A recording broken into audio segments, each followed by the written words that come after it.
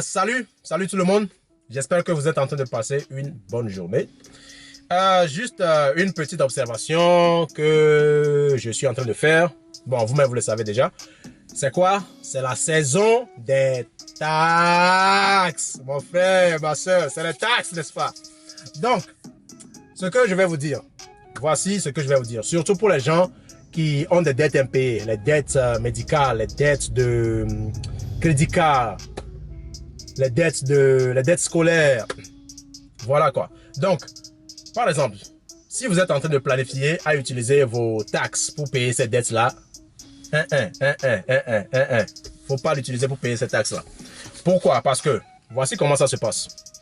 Lorsque vous devez de l'argent à l'agence, et que ça fait un bout de temps et que vous ne l'avez pas payé, on vous envoie à la collection, n'est-ce pas? D'accord. Maintenant, ce que l'agence de collection fait, ils prennent votre dette et s'en vont le vendre à un troisième parti. Maintenant, ce troisième parti, c'est une compagnie privée, au fait. Donc, pourquoi ils acceptent la dette là? C'est parce que cette compagnie originale à qui vous devez la dette, la vend à un taux d'intérêt qui est plus élevé. Vous voyez? Maintenant, quand elle la vend, ça ne veut pas dire que l'information, c'est-à-dire la collection a été effacée de votre crédit. Non, non, non. C'est toujours gardé.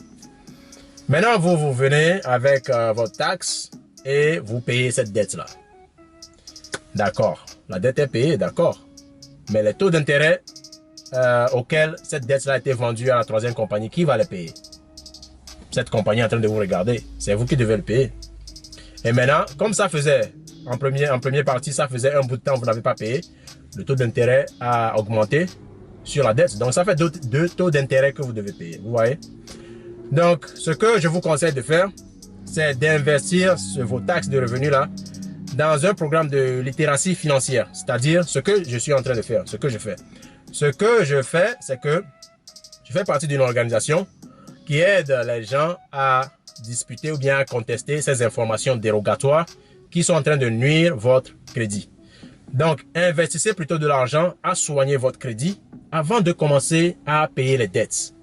Parce que tout est basé sur ces trois chiffres-là de crédit score dans ce pays.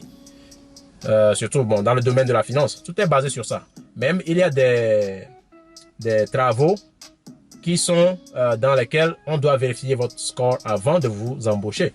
Donc, voilà un peu, investissez à soigner votre crédit d'abord. Comme ça, lorsque votre crédit augmente, c'est-à-dire vos chiffres, votre crédit score, lorsque ça augmente, maintenant le taux d'intérêt que vous aurez à payer sur ces dettes-là serait moins. Et puis le taux mensuel que vous aurez à payer sur ces dettes-là serait moins. Et là, en fin de compte, vous économisez plus d'argent. Vous voyez?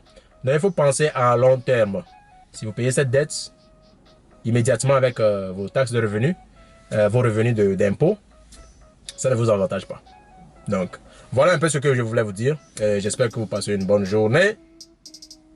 À la prochaine.